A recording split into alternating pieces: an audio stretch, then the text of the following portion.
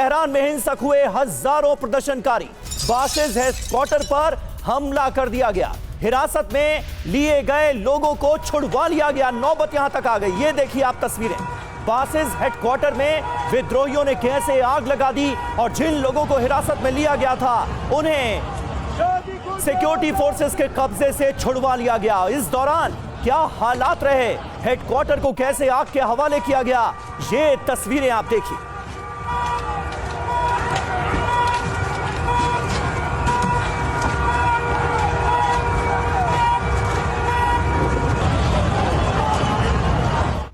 और देखिए आप एक और बड़ी खबर तेहरान से आ रही है। यहां पर प्रदर्शनकारियों पर सीधे फायरिंग की गई। हिंसा के दौरान आईआरजीसी ने प्रदर्शनकारियों पर फायरिंग की है। फायरिंग में कई लोगों के मारे जाने का दावा है। ये देखिए आप, गोलियों की आवाज आप सुनिए जरा। तो प्रदर्शनकारी बेकाबू होते नजर आ रहे हैं और कई जगहों पर प्रदर्शनकारियों पर फायरिंग की खबरें सामने आ रही हैं। ईरान के लोरेस्तान में भड़की हिंसा, विद्रोहियों ने यहां जमकर की फायरिंग। ये देखिए तस्वीरें। सरकार ने यहां पर भी आईआरजीसी की तैनाती कर दी है क्योंकि कई जगहों पर विद्रोहियों ने जोरदार फायरिंग की है। तस्वीरें आपके सामने। तो तीन बड़ी खबरें तस्वीरों के साथ आपके सामने हैं। तेहरान में देखिए किस तरह से प्रदर्शन हिंसक होता हुआ नजर आ रहा है। बासिस हेडक्वार्टर को आग के हवाले कर दिया गया। यहां पर जिन विद्रोहियों को गिरफ्तार किया गया था उन्हें पुलिस के कब्जे से छुड़ा लिया गया। तेहरान में प्रदर्शनकारियों पर फायरिंग की खबर सामने आ रही है। आप जरा भीड़ देखिए, मजमा देखिए, लोगों का हुजूम देखिए और ऐसे में चलाई जा रही है गोलियां। तीसरी तस्वीर जहां विद्रोही फायरिंग करते हुए नजर आ रहे हैं और सड़कों पर आईआरजीसी की तैनाती नजर आ रही है। और आप देखिए ईरान को लेकर पेंटागन से एक बड़ा पर्दाफाश हुआ है। खुफिया रिपोर्ट्स के बाद ट्रंप ने हमला टाला है। दरअसल इजराइल के पास इंटरसेप्टर खत्म है। यह रिपोर्ट के हवाले से खुलासा हुआ है। जवाबी हमले के डर से फिलहाल ट्रंप रुक गए। इजराइल के पास हमला रोकने के इंटरसेप्टर नहीं है। तो सवाल यह है कि क्या जब पर्याप्त संख्या में इजराइल के पास खुद के बचाव के लिए संसाधन हो जाएंगे, हथियार हो जाएंगे, एयर डिफेंस सिस्टम हो जाएंगे। हमने देखा था कि कैसे 12 दिन तक जो युद्ध चला था उस दौरान जून के महीने में काफी नुकसान झेलना पड़ा था इजराइल को। तो क्या इसी का अंदेशा लगाते हुए इस युद्ध को टाला गया फिलहाल अभी के लिए? जी हां, पेंटागन से पर्दाफाश, इजरायली रक्षक समाप्त। पूरी खबर देखिए। बड़ी बात यह है कि ईरान पर हमला टालने की वजह सामने आ गई। इजराइल को बचाने के लिए डोनाल्ड ट्रंप ने यह हमला टाला है। दावा यह है कि इजराइल की सेना के पास इंटरसेप्टर्स की भारी कमी है। बिना इंटरसेप्टर के ईरानी हमला रोक पाना इजराइल के लिए मुश्किल होता। थर्ड इंटरसेप्टर के स्टॉक में 25% की कमी देखी गई है। जून की जंग में बड़ी संख्या में इंटरसेप्टर इस्तेमाल हुए थे। अमेरिकी अधिकारी के हवाले से यह बड़ा पर्दाफाश हो रहा है। जरूरी जानकारी आपको बता दें, नेतन्याहू ने ट्रंप से हमला रोकने की अपील की थी। तो यह कुल मिलाकर बड़ी बात निकलकर सामने आ रही है। और इससे पहले भी चतुर्वेदी सर, इस बात का अंदाजा हर किसी को था कि अगर अमेरिका ईरान पर हमला करता है तो इसकी कीमत, इसका खमियाजा इजराइल को चुकाना पड़ सकता है। और तभी यह खबर आई थी कि नेतन्याहू नहीं चाहते कि अभी अमेरिका ईरान पर हमला करे। और अब खुलकर वही बात सामने आती हुई नजर आ रही है। तो यह खतरा तो आगे भी बरकरार रहेगा। समीर, आपने बिल्कुल विश्लेषण जो कहा है, किया है, वो बिल्कुल सही है। ये जो ट्रंप ने डिले किया है ईरान के ऊपर हमला करने, वो केवल इसलिए कि इजराइल के पास इस वक्त अपने डिफेंस के लिए, क्योंकि उनका जो रिटेलिएशन होगा वो इजराइल के ऊपर होगा, बिल्कुल अमेरिका के ऊपर नहीं होना है। और इसलिए इजराइल को अच्छी तरह से अपनी डिफेंसेस तैयार करने हैं, anti air defence weapon system, और उसका एमुनिशन उनके पास एडिक्वेट नंबर में होना चाहिए। वो इस वक्त नहीं है और इसलिए ये हमला थोड़े दिन के लिए टला है। लेकिन मैं समझता हूं कि अब ईरान का at least the regime change part, वो उसकी शुरुआत हो गई है। आज नहीं तो अगले 5 या 6 महीने में ज़रूर बदला जाएगा।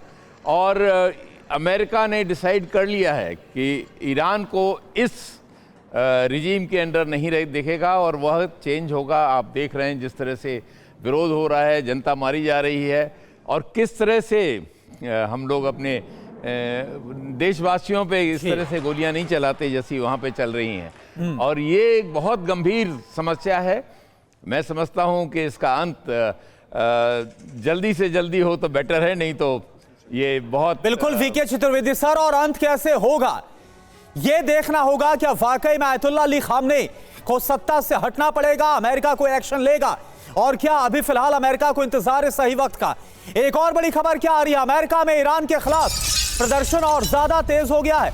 आयतुल्लाह अली खामनेई के शासन के खिलाफ अमेरिका में ये देखिए आप प्रदर्शन हो रहा है, झंडे जलाए जा रहे हैं ईरान के इस्लामिक शासन के। न्यूयॉर्क में सैकड़ों की संख्या में प्रदर्शन हुआ, नारेबाजी हो रही है।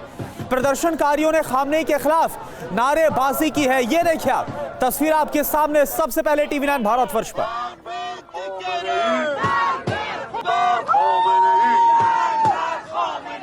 और आपको बता दें कि लंदन में भी खामनेई के खिलाफ प्रदर्शन हुआ है, कीर स्टारमर के खिलाफ भी यहां पर नारेबाजी हुई है। प्रदर्शनकारियों ने गॉड सेव द किंग गाना गाया। तस्वीरें आप देखिए लंदन में किस तरह से प्रदर्शन हुआ है। यहां पर पीएम कीर स्टारमर के खिलाफ भी लोगों ने जमकर नारेबाजी की है और खामनेई के शासन के खिलाफ किया है प्रोटेस्ट। और इस बीच देखिए बड़ी खबर यह है कि ईरान पर फिर हमलों की आशंका बढ़ गई है। ईरान की तरफ बढ़े 12 F-15 विमान, KC-135T टैंक और C-17 को भी ईरान की तरफ रवाना किया गया है। मिडिल ईस्ट में तैनाती लगातार अमेरिका बढ़ा रहा है। ईरान पर हमले के लिए नई रणनीति बनाई गई।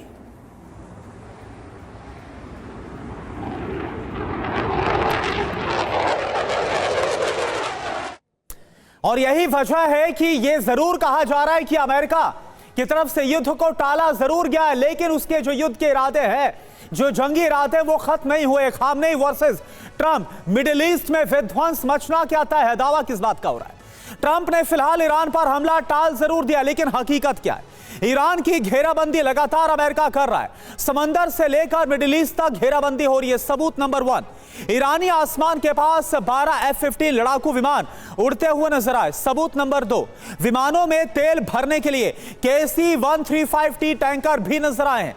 सबूत नंबर 3, मदद के लिए C-17 ग्लोब मास्टर भी मिडिल ईस्ट भेजे गए। सबूत नंबर 4, मिडिल ईस्ट में सेना की तैनाती लगातार अमेरिका बढ़ा रहा है। अब आप देखिए सबूत number 5, USS Abraham Lincoln middle east के लिए रवाना किया गया। प्रोफेसर अमिताभ सर देखिए, ये तो ईरान है। हमने तो वेनेजुएला के फ्रंट में भी देखा कि कई महीनों तक अमेरिका की तरफ से धमकियां दी गई, अमेरिका की तरफ से तैनाती की गई, और फिर जब सही वक्त आया इसके बाद अमेरिका ने सैन्य कार्रवाई शुरू कर दी। क्या इसी सही वक्त का इंतजार अमेरिका कर रहा है? देखिए, हमें यह मानना होगा कि ईरान के इस रिजीम की अंत की शुरुआत हो गई है। हाँ। और अमेरिका ये चाहता है कि वहाँ के प्रदर्शन जो हो रहे हैं वो और तेज हो, ताकि वहाँ जस्टिफाई कर सके वहाँ के इंटरवेंशन, हस्तक्षेप को। और जिस तरह से अमेरिका या इजराइल इसकी तैयारी बहुत दिनों से इजराइल तो बहुत दिनों से इसकी तैयारी कर रहा है, किसी तरह इस रिजीम को ही खत्म करना है। अब उसकी भी शुरुआत हो गई है। लेकिन मैं ये भी बताऊं, अटैक तब होगा जब वहां पर एक सेकेंड लाइन ऑफ लीडरशिप दिखेगी, जो वेनेजुएला में हमने देखा कि वहां ऐसा नहीं था कि पूरी तरह से हटा दिया गया और केओस हो गया। वो सेकेंड लाइन ऑफ लीडरशिप इस समय ईरान के पास नहीं है। और दूसरी इंपॉर्टेंट है, IRGC के बहुत वेस्टेड इंटरेस्ट है ईरानी रिजीम में। क्या IRGC बिना लड़ाई के ये खत्म होने देगा? मुझे नहीं लगता है। IRGC के 1.5 लाख के करीब सोल्जर्स हैं, वो सारे चीजों में, चाहे तेल बेचना हो, रोड कंस्ट्रक्शन हो, सब में इन्वॉल्व हैं। तो क्या वो इस तरह से रिजीम को आसानी से जाने देंगे? हाँ, बीच में ये हो सकता है खामेनेई साहब की उम्र काफी ज्यादा है, अगर उनके साथ कुछ हुआ तब रिजीम बदलने की कवायद और तेज हो जाएगी। लेकिन जो एक क्राउन प्रिंस जिस तरह प्रोजेक्ट किया जा रहा है वहां के, वो इस समय पूरी तरह तैयार नहीं दिख रहे हैं कि वहां के रिजीम को और उनकी वैधता नहीं है। उनको तो अमेरिकन प्रेस ही क्लाउन प्रिंस कहता था। जब वहां 28 तारीख को प्रदर्शन शुरू हुए तो बीच में सन टैनिंग के लिए घूम रहे थे। तो लेकिन अचानक से आप देखिए सर, निर्वासित क्राउन प्रिंस रजा पहलवी की भूमिका बढ़ती हुई नजर आ रही है। जो वो कहते हैं वही डोनाल्ड ट्रंप दोहराते नजर आते हैं, और और बाकायदा अमेरिका में रहकर रजा पहलवी प्रदर्शनकारियों को निर्देश देते नजर आते हैं कि भाई रात के इतने वक्त निकलो, इतने बजे निकलो, इतनी संख्या में सड़कों पर आ जाओ और सरकारी इमारतों पर कब्जा कर लो। वही बात ट्रंप भी दोहराते नजर आते हैं। तो क्या सेकेंड लाइन लीडरशिप तैयार की जा रही है, ये एक सवाल है। लेकिन उससे पहले आपको बता दें, ईरान में प्रदर्शन को लेकर एक और बड़ा दावा किया गया है। प्रदर्शन के दौरान 5000 लोगों की मौत का दावा किया गया है। प्रदर्शन में 500 सुरक्षा बलों की भी जानें गई हैं। ईरानी अधिकारी के हवाले से यह दावा किया जा रहा है। देखिए, लगातार जब से प्रदर्शन शुरू हुए हैं तब से लेकर आज तक अलग अलग मौत के आंकड़े सामने आए हैं, अलग अलग दावे सामने आए हैं। लेकिन अब ईरानी अधिकारी के हवाले से एक दावा किया गया है कि 500 के करीब सुरक्षा बलों की जानें गई हैं। अब तक के प्रदर्शन में कुल 5000 लोगों की मौत हुई। और देखें, अभी जिस तरह से प्रोफेसर अमिताभ सर ने बोला कि अभी जो सेकंड लाइन क्या होगी, ईरान में शासन को लेकर, रिजीम को लेकर, इसको लेकर तैयारियां तेज हो गई है, क्योंकि रजा पहलवी ने खुद ईरान लौटने का ऐलान कर दिया है। तो क्या अब वो सही वक्त भी आने वाला है जब तख्ता पलट होने वाला है ईरान में? ईरानी लोगों ने मुझे बुलाया है, रजा पहलवी ये बोल रहे हैं मैं ईरान वापस आऊंगा। रजा पहलवी का ये बहुत बड़ा बयान। और एक और बड़ी खबर, अमेरिका को ईरान के राष्ट्रपति की चेतावनी। खामनेई पर हमला ईरान के खिलाफ युद्ध माना जाएगा। ईरान पर हमले का जवाब देंगे, ये पेजेश्कियान की तरफ से, ईरान के राष्ट्रपति की तरफ से कहा गया। आर्थिक कठिनाइयों के लिए अमेरिका जिम्मेदार है, मसूद पेजेश्कियान का यह बयान। ईरान अमानवीय प्रतिबंधों का सामना कर रहा है।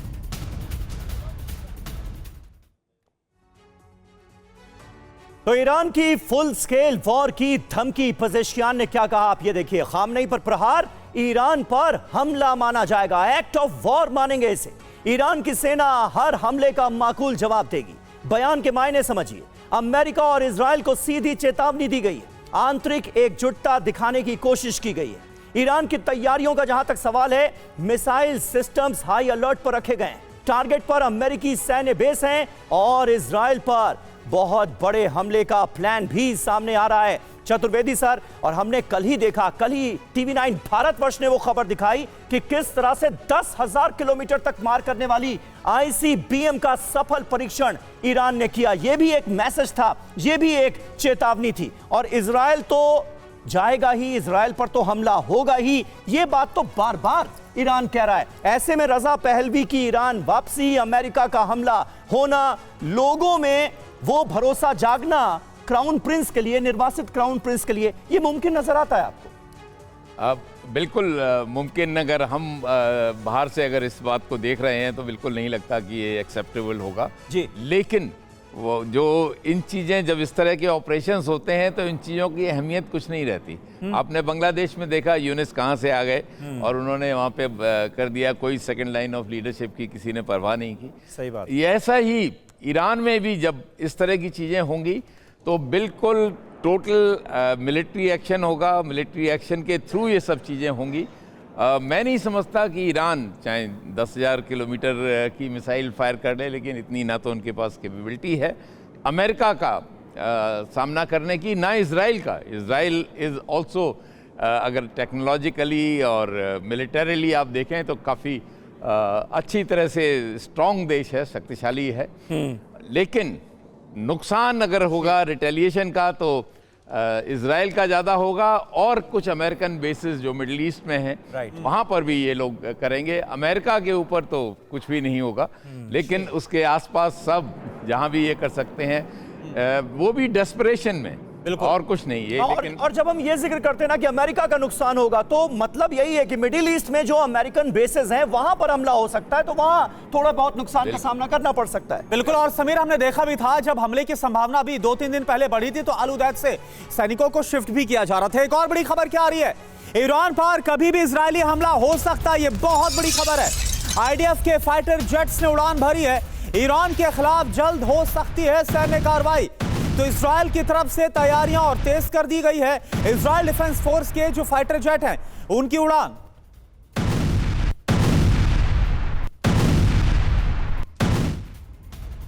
और इस बीच देखिए, एक और डेवलपमेंट यह हुआ है कि इराक के विदेश मंत्री फुआद हुसैन ईरान पहुंचे। ईरानी विदेश मंत्री अराक्ची के साथ उन्होंने बैठक की है। ये तस्वीरें आप देखिए, अमेरिका के साथ तनाव पर चर्चा हुई है। जॉइंट प्रेस कॉन्फ्रेंस की तस्वीरें भी हम आपको दिखा रहे हैं। ईरानी विदेश मंत्री अब्बास अराक्ची के साथ मीटिंग हुई है इराक के मिनिस्टर की, और इराक के विदेश मंत्री तनाव के बीच फुआद हुसैन जिनका नाम है, वो पहुंचे हैं ईरान। ईरान और इराक के बीच हुई है तनाव भरे इस माहौल में वार्ता। और इस बीच एक और बड़ी खबर, ईरान में IRGC का खूनी दमन सामने आया। खुमैनी शहर में एक रात में 140 लोगों की हत्या का दावा। नजफाबाद में सैकड़ों लोगों के मारे जाने का दावा किया गया है। नजफाबाद में इंटेलिजेंस चीफ ने भीड़ पर गोली चलवाई। रात के अंधेरे में सड़कों से खून के धब्बे धुलवाए गए। प्रत्यक्षदर्शी के हवाले से दमन का ये बड़ा दावा सामने आया। तो खामनेई की क्रूर सेना किस तरह से दमन किया जा रहा है, बड़ी खबर आप देखिए। IRGC ने प्रदर्शन को कुचलने की कोशिश की है। खुमैनी में एक ही रात में 140 लोगों का क्रूर तरीके से उनकी हत्या कर दी गई। दावा क्या है? गवर्नर के दफ्तर पर प्रदर्शन कर रहे थे प्रदर्शनकारी। बासिज बलों की स्पेशल यूनिट्स को बुलाया गया। सुरक्षा बलों ने लोगों की आंख और सिर में सीधी गोली मारी है। Police station commander intelligence chief ने गोली चलाने के लिए कहा है। प्रदर्शनकारियों के कत्ल के बाद खून के धब्बे साफ किए गए। नगर पालिका कर्मचारियों को क्रूरता के सबूत मिटाने के लिए कहा गया है। यह सब कुछ दावा प्रत्यक्षदर्शी की तरफ से प्रोफेसर अमिताभ सर, यह धमकी दी गई थी डोनाल्ड ट्रंप की तरफ से अयतुल्ला अली खामनेई को कि अगर प्रदर्शनकारियों के खिलाफ कोई कार्रवाई की गई, इस प्रोटेस्ट को कुचला गया, तो फिर हम सैन्य कार्रवाई करेंगे, हम हिचकेंगे नहीं। लेकिन हम देख रहे हैं कि हजारों प्रदर्शनकारियों की मौत का दावा हो रहा है, लेकिन ट्रंप वो नहीं कर रहे जो दावा कर रहे थे, जो धमकियां दे रहे थे। देखिए, ट्रंप के कहने पर कुछ फांसियां रोकी गई थी, ये तो सत्य है। और वहां की लीडरशिप ने यह मान लिया था कि अभी वो फांसी नहीं दी जाएगी या कैपिटल पनिशमेंट नहीं दिया जाएगा। तो एक बात पे वहां पे वो शांत हो गए। लेकिन जो प्रदर्शन है, ये तो मैग्नीट्यूड हम जो बताया जा रहा है इससे और भी विभत्स है, और आने वाले दिनों में और भी विभत्स होगा। लेकिन मैं वही कह रहा हूं कि ये जो प्रदर्शनकारी हैं, जिस तरह क्या ईरान को अमेरिका फिर सीरिया लीबिया बनाना चाहता है? वो कतई नहीं चाहते। वेनेजुएला में बूट्स ऑन ग्राउंड भेजना चाहते हैं? नहीं चाहते। ईरान में बूट्स ऑन ग्राउंड भेजना चाहते हैं? नहीं चाहते। तो एरियल बॉम्बिंग से ईरान में सत्ता परिवर्तन करना मुझे नहीं लगता उतना संभव होगा। लेकिन मैं ये भी बता दूं, आने वाले दिनों में ये जो स्थितियां हैं वहां की, वो और विकट होंगी, और भी लोग मारे जाएंगे। और नहीं सर, लेकिन ये बताइए कि ये जो ईरान में इस वक्त मौजूदा हालात हैं, इसके लिए ईरान की सरकार कितनी जिम्मेदार है, सुप्रीम लीडर कितने जिम्मेदार हैं? ये तो आपके अपने लोग हैं ना। इन पर काबू पाना तो आपकी जिम्मेदारी है, इन पर गोली ना चलाना आपकी जिम्मेदारी है, इनकी जानों की हिफाजत करना आपकी जिम्मेदारी है। फिर ये हालात क्यों हैं? देखिए, ईरान में दो तरह के लोग हैं। एक जो डिसिडेंट्स हैं, जो पिछले 46 साल से इस चीज का प्रोटेस्ट कर रहे हैं, अब तक सफल नहीं हो पाए हैं। दूसरे एक बहुत बड़ा शिया कम्युनिटी है जो बहुत आस्था रखता है उन पर। जब 80 का इराक वॉर होगा, समीर आपको जानकर आश्चर्य होगा कि खुमैनी साहब 12 साल के बच्चों को चाबी देते थे कि अगर मारे जाओगे तो ये जन्नत की चाबी है, वहां जाके आप दरवाजा खोलोगे और वहां जाओगे। वही नहीं, 12-13 साल के बच्चों को उन्होंने आर्म्स देके इराकी सोल्जर्स पे अटैक किया था। पूरे 8 साल बंकर्स बना के वो बैठे रहे। तो आप समझ सकते हैं ईरान की कैपेबिलिटी बहुत ज्यादा है, और शिया इस्लाम में तो शहादत की प्रक्रिया है। और ये हमने देखा भी था कि जब जून के महीने में इजराइल और ईरान का युद्ध हुआ था, तो ऐसा लग रहा था कि इजराइल के लिए बहुत आसान होगा, लेकिन कैसे इजराइल को उल्टा और ज्यादा नुकसान झेलना पड़ गया था, यह भी हमने देखा। यानी कि ईरान को पूरी तरह से कमतर आंकना सही नहीं। और देखिए, हमारे साथ हमारे सहयोगी मनीष झा भी जुड़ गया, आपका भी रुख करेंगे मनीष। और एक और बड़ी खबर आपको बता, ईरानी प्रदर्शनकारी ट्रंप से बहुत निराश हैं, धोखा महसूस कर रहे हैं प्रदर्शनकारी। ट्रंप ने हमला ना करके धोखा दिया, जिसका भी मैंने जिक्र भी किया था, जो सवाल भी पूछा था, क्योंकि ट्रंप ने यह प्रदर्शनकारियों को आश्वासन दिया था कि वो उनके साथ है, और अगर उनके खिलाफ कार्रवाई होती है, अगर उनको कुचला जाता है, दमन किया जाता है, तो फिर अमेरिका चुप नहीं बैठेगा। द गार्जियन की रिपोर्ट के हवाले से यह दावा किया गया है, और जो प्रदर्शनकारी ईरान के अंदर, वो ट्रंप के उस वादे से काफी ज्यादा अब खुद को ठगा हुआ महसूस कर रहे हैं।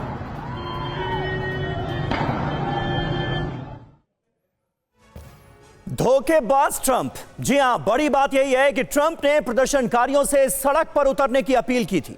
याद होगा आपको अमेरिकी राष्ट्रपति का वो बयान। ट्रंप ने ऐलान किया था कि अमेरिका से मदद बस पहुंच रही है, रास्ते में, ऑन द वे।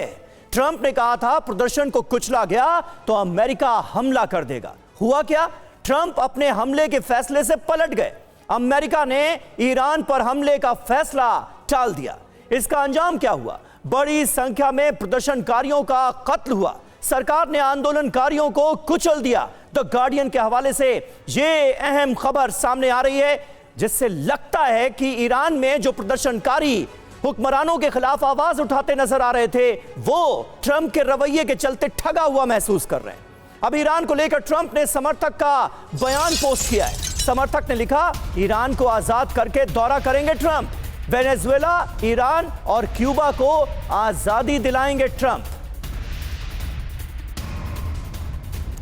तो आप देखिए, ये जो जानकारी है, वेनेजुएला, ईरान और क्यूबा को आजादी दिलाएंगे ट्रंप। मनीष, क्या बोलेंगे आप इस पर? एक तरफ तो जो ईरानी जनता है वो बोल रही है कि हमारे साथ धोखा किया, और अब आजादी का दावा किया जा रहा है कि ईरान और क्यूबा को भी वेनेजुएला की तरह आजाद करवाएंगे। बिल्कुल, देखिए, सबसे बड़ी बात यह है कि प्रेसिडेंट ट्रंप ने अपने सोशल मीडिया पोस्ट पर इस बयान को शेयर किया है, जिसमें उनके समर्थक ये कह रहे हैं कि ट्रंप ईरान का दौरा करेंगे, वेनेजुएला का दौरा करेंगे, क्यूबा का दौरा करेंगे, इन सब जगहों पर आज़ादी दिलाकर। तो वेनेजुएला मिशन तो पूरा हो चुका है, तो मतलब ट्रंप ईरान और क्यूबा को भी नहीं बख्शेंगे। और ये बात ट्रंप जो है वो खुद शेयर करके जता रहे हैं कि वो इस मुकाम में लगे हुए हैं। हाँ, ये अलग बात है कि जिस तरीके से उनके अपील के बाद हजारों की संख्या में ही नहीं बल्कि लाखों की संख्या में ईरान में प्रदर्शनकारी उतरे, और वहाँ पर उन्होंने जिस तरीके से उनका साथ नहीं दिया, जिसकी वजह से काफ़ी संख्या में लोग मारे जा रहे हैं, उससे बहुत हद तक प्रदर्शनकारियों को ये लग रहा है कि ट्रंप से वो छला महसूस कर रहे हैं। उन्हें लग रहा है कि ट्रंप ने उनके साथ धोखा दिया। लेकिन एक बात ये भी है कि दरअसल पहली बार ट्रंप को किसी ने जवाब भी दिया है। अब तक ट्रंप जो बोलते थे सब या तो चुप हो जाते थे या उनको थैंक यू कहते थे, लेकिन पहली बार कोई मुल्क था जिसने सीधे तौर पर ट्रंप को कहा, you will hit, we will hit. और उसके बाद से देखिए ट्रंप का रिएक्शन बदल गया। तो ये भी ट्रंप को समझने के लिए एक बड़ा संदेश है। बिल्कुल सही बात है। और इससे पहले ईरान इजराइल वॉर के दौरान भी हमने ये देखा था, 12 दिन की जंग चली, ईरान पर हमले हुए, और जैसे ही कतर में अमेरिकी एयरबेस को ईरान ने निशाना बनाया, उसके बाद सब कुछ रुक गया, शांत हो गया। और देखिए, ट्रंप पर भड़के ईरान के सुप्रीम लीडर खामनेई ने ट्रंप को बताया अपराधी। हजारों लोगों की मौत के लिए दरअसल ट्रंप जिम्मेदार हैं, ये कहा है खामनेई ने। ट्रंप ने लोगों को हिंसा के लिए भड़काया, उन्हें उकसाया गया, ये खामनेई की तरफ से बताया गया है। आयतुल्लाह अली खामनेई ने खुले तौर पर कहा है कि जो ईरान के अंदर हो रहा है, जो मौतें हो रही हैं, जो कोहराम मचा, इसके अपराधी सीधे तौर पर डोनाल्ड ट्रंप है। तो खामनेई की चेतावनी क्या है? नंबर 1, प्रदर्शनकारियों की मौत के लिए ट्रंप ही अपराधी हैं, यह आयतुल्लाह अली खामनेई की तरफ से कहा गया। नंबर 2, ट्रंप ने प्रदर्शनकारियों को हिंसा के लिए भड़काया है। नंबर 3, विद्रोहियों में अमेरिका और इजराइल के सैनिक शामिल है, यानी कि अगर यह कहा जा रहा है कि ईरानी लोग, तो यह सरासर गलत बताने की कोशिश की जा रही है। नंबर 4, देश के अंदर और बाहर अपराधियों को नहीं बख्शा जाएगा, नहीं छोड़ा जाएगा। अब बड़ी बात आप समझिए, ट्रंप ने कहा था ईरान में नए नेतृत्व की तलाश का वक्त आ गया है। और इस बीच देखिए, एक बड़ी खबर है, ईरान पर बहुत बड़ा साइबर अटैक हुआ है। जी हां, ईरान का सरकारी टीवी चैनल हैक कर लिया गया। सभी चैनलों पर दिखाया गया खामनेई के खिलाफ हो रहा प्रदर्शन, सरकार विरोधी प्रदर्शन दिखाया गया। ईरान का सरकारी टीवी चैनल किस तरह से अचानक से हैक कर लिया गया और सरकारी टीवी पर चलने लगे सरकार के खिलाफ हो रहे जोरदार प्रदर्शन। तो ये देखिए किस तरह से अचानक से ईरान के सरकारी टीवी चैनल पर वो तमाम प्रोटेस्ट के शॉट्स, प्रदर्शनों के शॉट्स नजर आने लगे, और लोग जो नारेबाजी कर रहे थे उन्हें काफी देर तक दिखाया गया। ईरान पर यह बड़ा साइबर अटैक था। ईरान स्टेट टीवी IRIB को हैक कर लिया गया। देश भर में चल रहे प्रदर्शन की तस्वीरें सरकारी चैनल पर दिखाई दी गई। रजा पहलवी का वीडियो मैसेज तक ब्रॉडकास्ट कर दिया गया। लोगों से विद्रोह करने की अपील की गई सरकार के खिलाफ। हैकर्स ने प्रदर्शन के समर्थन में संदेश दिखाए। सवाल यह है कि ईरान में हुए इस बड़े साइबर अटैक के पीछे कौन है। सवाल यह कि क्या ईरान पर अमेरिका ने अपनी रणनीति बदली है। सवाल यह भी क्या सीधे हमले की बजाय साइबर अटैक की रणनीति पर इस वक्त अमेरिका काम कर रहा है, क्योंकि यह जो कुछ भी हुआ है ये ऐसे ही तो नहीं हुआ मनीष। और जिस तरह से बाकायदा सरकारी टीवी को हैक किया जाता है, उस पर प्रोटेस्ट के शॉट चलाए जाते हैं, नारेबाजी लोगों की दिखाई जाती है, और फिर रजा पहलवी का संदेश कि अपने घरों से बाहर निकलो, हुकूमत के खिलाफ आओ, मतलब क्या है इसका? क्या अमेरिका ने वाकई स्ट्रैटेजी बदल दी है क्या? बिल्कुल, देखिए, मुझे तो डर था कि कहीं ऐसा ना हो कि हैक करने के बाद ये भी संदेश दिया जाए कि ईरान के सुप्रीम लीडर ने इस्तीफा दे दिया है या वो अमेरिका जिंदाबाद का नारा लगाते हुए दिखे। लेकिन मुझे लगता है कि इसमें किसी को शक व शुबा नहीं है कि इसके पीछे कौन लोग हैं, कि इसके पास वो टेक्नोलॉजी है कि उन्होंने ईरान के सैटेलाइट को हैक कर लिया और वहाँ से ईरान के घर घर में हर एक टीवी पर सरकार विरोधी प्रदर्शन दिख रहे हैं और रजा पहलवी के संदेश दिख रहे हैं। तो इसका मतलब ये है कि अमेरिका और इजराइल ऐसा नहीं है कि वो प्रदर्शनकारियों का साथ नहीं दे रहा है, वो प्रदर्शनकारियों का साथ देते रहेंगे। उन्होंने अभी रियलाइज किया है कि इस वक्त मिलिट्री ऑप्शन सही नहीं है, और उसके पीछे का रीजन यही है कि जो अमेरिका के एयरक्राफ्ट कैरियर मिडिल ईस्ट में तैनात थे, मेडिटेरेनियन सी में, रेड सी में तैनात थे, वो वेनेजुएला ऑपरेशन के लिए भेज दिए गए थे, उन्हें वापस लाया जा रहा है। यूएसएस लिंकन अभी सिंगापुर स्ट्रीट तक पहुंच चुका है, तो उसे मेडिटेरेनियन सी तक आने में अभी 3-4 दिन और लगेंगे। अब अगले हफ्ते तक आप देखेंगे कि ट्रंप एक बार फिर बिल्कुल मनीष शानी, कुल मिलाकर दो बातें समझ में आ रही कि एक तरफ जो इजराइल है उसके पास इंटरसेप्टर की कमी, पहले उसको पूरा करना, और दूसरा जो अपनी तैनाती है वो ईरान के आसपास पूरी तरह से बेजोड़ और ऐसी जो चुनौती ना दे पाए, ईरान ऐसी कर देना चाहता है अमेरिका। एक और बड़ी खबर, ग्लोबल इंटरनेट से अलग होगा ईरान, ये बहुत बड़ी खबर आ रही है।